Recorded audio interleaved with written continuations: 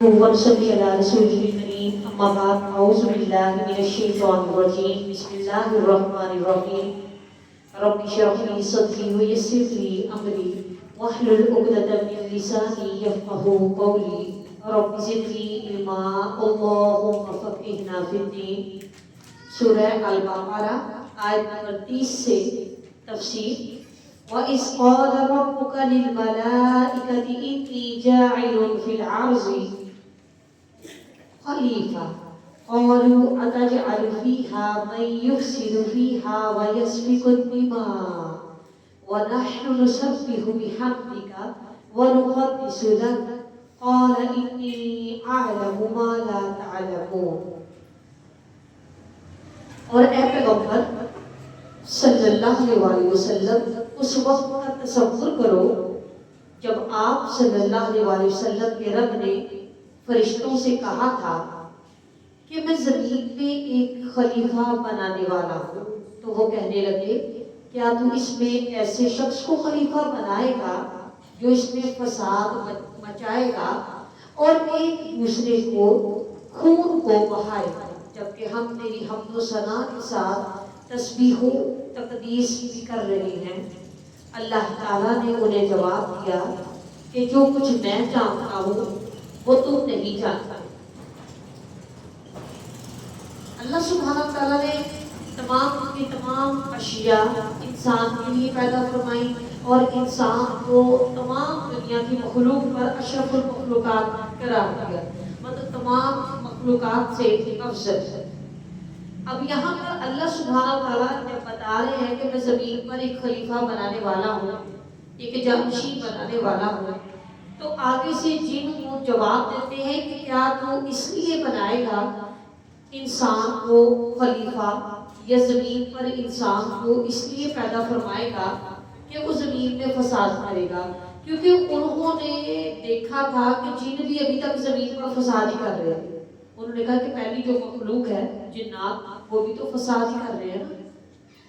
انسان آ جائے گا تو وہ بھی فساد کرے گا، جبکہ ہم تیری تسبیح کر رہے ہیں، تیری حمد بیان کر رہے ہیں، تیرے لیے پاکی بیان کر رہے ہیں. ٹھیک ہے، یہاں پر غور کیجیے کہ مطلب وہ کوئی اس بات پر زام نہیں کر رہے تھے کہ ہم تو تیری حمد و ثنا کرتے ہی رہتے ہیں اور خلیفہ اگر بنانا ہے تو ہمیں بنائیے کیونکہ ہم تو اتنی حمد و ثنا کریں. نہیں بھی اے اللہ، ہم اب سامنے اپنی مطیع ہونے کا، اپنا فرما بردار ہونے کا وہ دعویٰ بھی کر رہے ہیں کہ اللہ ہم تو ہر وقت تیری حمد و ثنا کرتے رہتے ہیں. انسان نہیں کرے گا کیونکہ وہ خاکی ہے اور اس کی کئی ضروریات ہیں. جیسے اب ہم لوگ بھی اگر دیکھیں تو جیسے کہ مدرسے میں بیٹھے ہوتے ہیں، تعلیم حاصل کر رہے ہوتے ہیں، تعلیم حاصل کرتے وقت یا کوئی درس قرآن سنتے وقت یا کسی نیکی کی محفل میں بیٹھے وقت تو ہمارا ایمان کا جو لیول ہوتا ہے وہ تھوڑا اور ہوتا ہے. جب گھر میں چلے جاتے ہیں یا شادی بیاہ پر چلے جاتے ہیں یا اور کوئی فیملی گیدرنگ میں چلے جاتے ہیں تو وہاں پر جا کر ایمان کا لیول اور ہو جاتا ہے. سمجھ لگتی ہے نا بات کہ خاکی کو تو اور بھی بڑے کام ہے. نعوذ خاکی تو کدھر مصروف ہوگا. فرمایا انی اعلم ما لا تعلمون، میں وہ جانتا ہوں جو تم نہیں جانتے. وعلم آدم الاسماء كلها ثم عرضهم على الملائكة فقال انبئوني باسماء هؤلاء ان كنتم صادقين.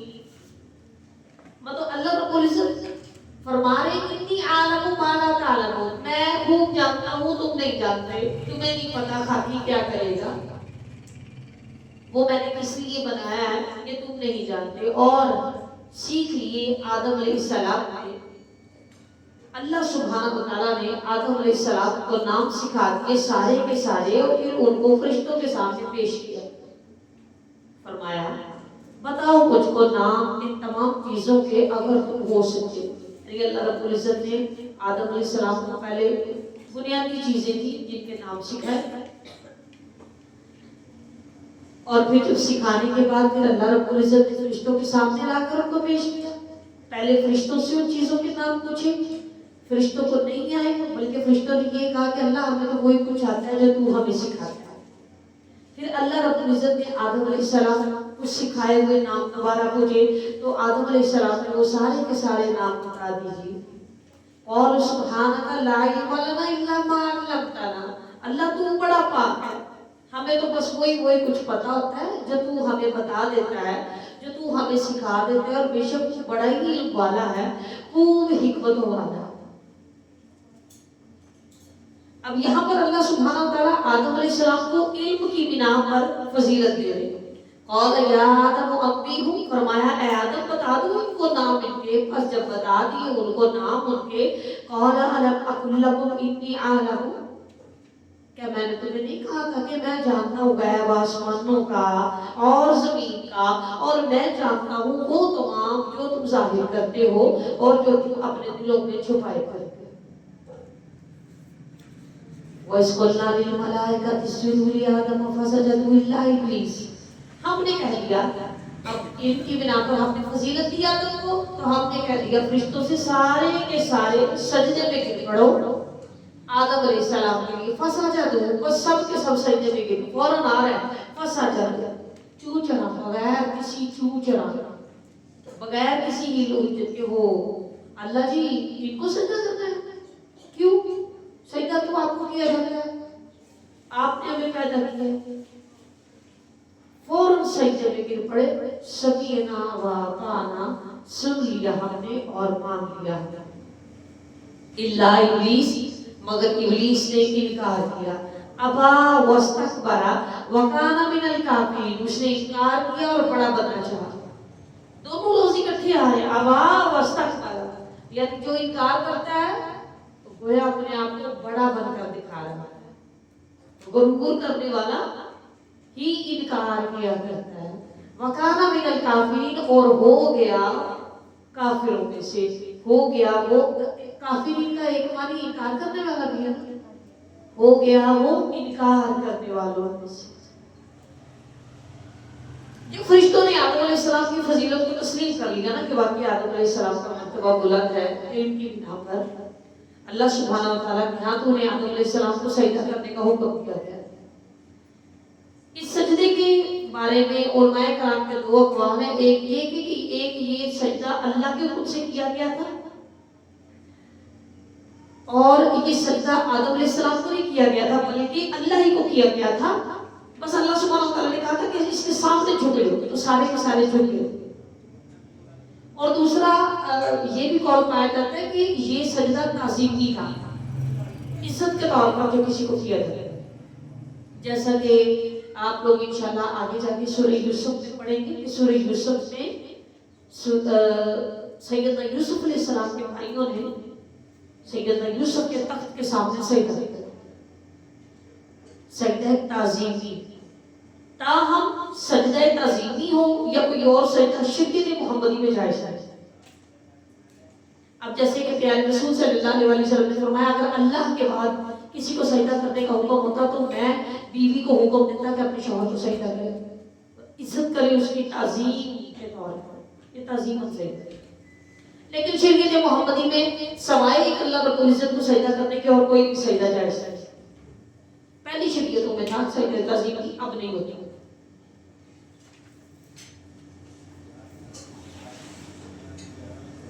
وَإِذْ قُلْنَا لِلْمَلَائِكَةِ اسْجُدُوا لِآدَمَ فَسَجَدُوا إِلَّا إِبْلِيسَ، ہم نے کہا فرشتوں سے سجدہ کرو، سارے کے سارے سجدے میں گر پڑے، لیکن ابلیس نے انکار کیا، وہ نہ مانا. لو میں سجدہ کروں گا. آج آدم کو اللہ نے بنا دیا ہے، آج اس کو چند لفظ ذرا زیادہ آ گئے ہم سے، اب ہم اس کا احترام کریں. نعوذ باللہ.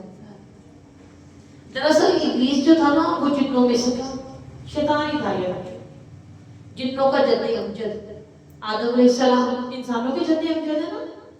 آدم علیہ السلام سے انسانوں کی ابتدا ہوئی، اسی طرح ابلیس سے جنوں کی ابتدا ہوئی. اللہ کی سمجھ میں آتی. اور اپنی عبادت گزاری کی کثرت کی وجہ سے نا یہ فرشتوں میں اٹھنے بیٹھنے لگا، ان کے جیسا بننے لگا تھا، ان کے جیسا شو ہونے لگا تھا. جب فتنہ و فساد کی بنا پر فرشتوں نے جنوں کو سمندروں کی طرف مار بھگایا. مطلب کہ انسان کے آنے سے پہلے کائنات پر جن آباد تھے اور وہ فتنہ و فساد کرتے تھے. یہاں تک کہ پھر آدم علیہ السلام کے آنے سے پہلے اللہ سبحانہ تعالیٰ نے فرشتوں کو حکم دیا اور فرشتوں نے سارے جنوں کو مار مار کے سمندروں کی طرف، ویرانوں کی طرف اور جنگلوں کی طرف بھگا دیا. اس وقت بھی ایک فرشتوں میں شامل تھا اور اس وجہ سے ابلیس اب یہ آس لگائے بیٹھا تھا کہ خلافت تو میرا حق ہے، خلافت تو مجھے ملنی چاہیے. پھر اللہ تعالیٰ نے آدم علیہ السلام کو خلیفہ بنا دیا تو یہ اندر ہی اندر چلنے لگا.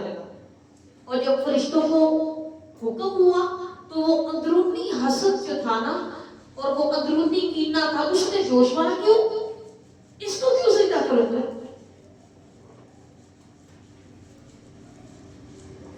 تکبر کرنے لگا. وَقُلْنَا يَا آدَمُ اسْكُنْ أَنْتَ وَزَوْجُكَ الْجَنَّةَ، ہم نے کہا اے آدم رہو تمہاری بیوی، وَكُلَا مِنْهَا رَغَدًا حَيْثُ شِئْتُمَا، تم کھاؤ پیو جو تمہارا دل چاہتا ہے نا، جہاں جہاں جاؤ تم کھاؤ. وَلَا تَقْرَبَا هَٰذِهِ الشَّجَرَةَ، اور اس درخت کے قریب نہ جانا.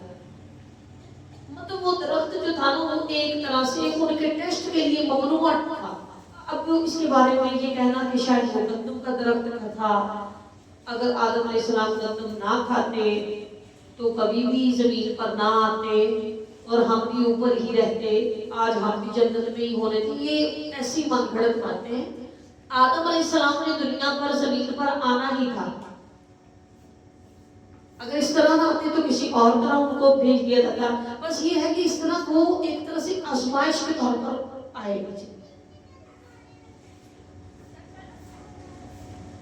جیسے کہ مثال کے طور پر ہوتا ہے نا کہ کچھ لوگ ہوتے ہیں وہ ویسی نیکی کی طرف آ جاتے ہیں، کچھ لوگ کسی پریشانی کے بعد آتے ہیں. آدم علیہ السلام نے زمین پر آنا ہی تھا، پہلے شاید کسی اور طرح آتے ہیں، آپ آزمائش کے طور پر آئے. اللہ سبحانہ تعالیٰ نے ان کے اوپر ناراضگی کا اظہار کیا. وَلَا تَقْرَبَا هَٰذِهِ الشَّجَرَةَ، اس درخت کے قریب نہ جانا، فَتَكُونَا مِنَ الظَّالِمِينَ، ورنہ تم ظالموں میں سے ہو جاؤ گے. ظالم کون ہوتے ہیں؟ حقدار کو حق نہ دینے والا. ظالم کا ایک معنی شرک کرنے والا بھی ہے. شرک کرنے والا کون ہوتا ہے؟ وہ بھی تو وہی ہوتا ہے نا اللہ کو اللہ کا حق نہیں دیتا، اللہ کو مشکل کشا نہیں کہتا، اللہ کو حاجت روا نہیں کہتا. ظلم کسے کہتے ہیں؟ کسی چیز کو ناجائز طریقے سے اس کے اصل مقام سے ہٹا کر دوسری جگہ رکھ دینا. اور ظلم کے بارے میں آتا ہے قیامت کے دن اندھیروں کی شکل میں آئے گا. یعنی جو بندہ دنیا پر کسی پر ظلم کرے گا، قیامت کے دن وہ شخص سہارا ہوگا نا، ایسی حالت میں آئے گا اندھیرا اس کے چاروں طرف ہوگا، دور سے نظر آئے گا ظالم آ رہا ہے.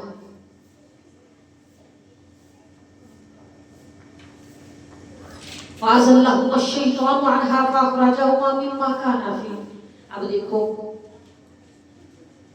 شیطان کو اللہ رب العزت نے غضب کیا، دل میں جلتا رہا، اڑتا رہا. اچھا اس کو اتنا مقام مل گیا، اب یہ جنت میں رہے گا. اور اللہ نے اس کو کہا تمہاری بیوی کھاؤ پیو جہاں چاہو رہو، بس اس درخت کے قریب نہیں جانا. فَأَزَلَّهُمَا الشَّيْطَانُ عَنْهَا فَأَخْرَجَهُمَا مِمَّا كَانَا فِيهِ. آخرکار شیطان نے اسی درخت کی ترغیب دی اور آدم علیہ السلام اور حوا علیہ السلام کو ورگلایا. کہنے لگا کھا لو، کچھ نہیں ہوتا، یہ کھانے سے نا تم ہمیشہ ہمیشہ کے لیے جنت میں رہو گے. اگر تم اس کا درخت کا پھل نہیں نہ کھاؤ گے تو تمہیں ایک وقت تک یہاں پر رہنا ہوگا، جس کے بعد تمہیں یہاں سے اتار دیا جائے گا. اللہ رب العزت تمہیں یہاں پر رکھنا نہیں چاہتا، اس وجہ سے کہا ہے کہ اس درخت کا پھل نہ. وَقُلْنَا اهْبِطُوا بَعْضُكُمْ لِبَعْضٍ، ہم نے بھی کہہ دیا کہ اتر جاؤ، بعضوں تم میں سے بعض کے دشمن ہیں.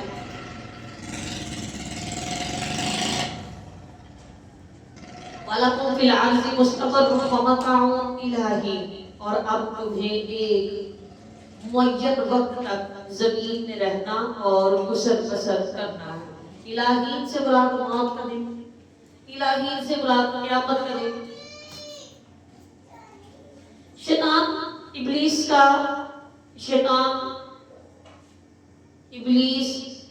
آدم علیہ السلام کا پہلے دن سے ہی رقیب اور دشمن بن گیا تھا۔ آدم علیہ السلام کو گمراہ کرنے اور اللہ کی نافرمانی پر آمادہ کرنے کے لیے وہ نئے حربے آزمانے لگا۔ شیطان وسوسے ڈالتا رہا اور سیدنا آدم علیہ السلام بچتے رہے۔ آخر ایک مدت گزرنے کے بعد شیطان نے آدم علیہ السلام کو کئی طرح کے سبز باغ دکھائے اور اس نے اپنے دامن میں سیدنا آدم علیہ السلام کو پھانس دیا۔ کہنے لگا میں تمہارا خیر خواہ ہوں کہ جس درخت سے تم بچ بچ کر نکلتے ہو نا، اس درخت کا پھل کھانے سے تمہیں ہمیشگی کی جنت مل جائے گی، وہیں پر رہو، اللہ کے اور بھی زیادہ مقرب ہو جاؤ۔ سیدنا آدم علیہ السلام اس کے فریب میں آ گئے۔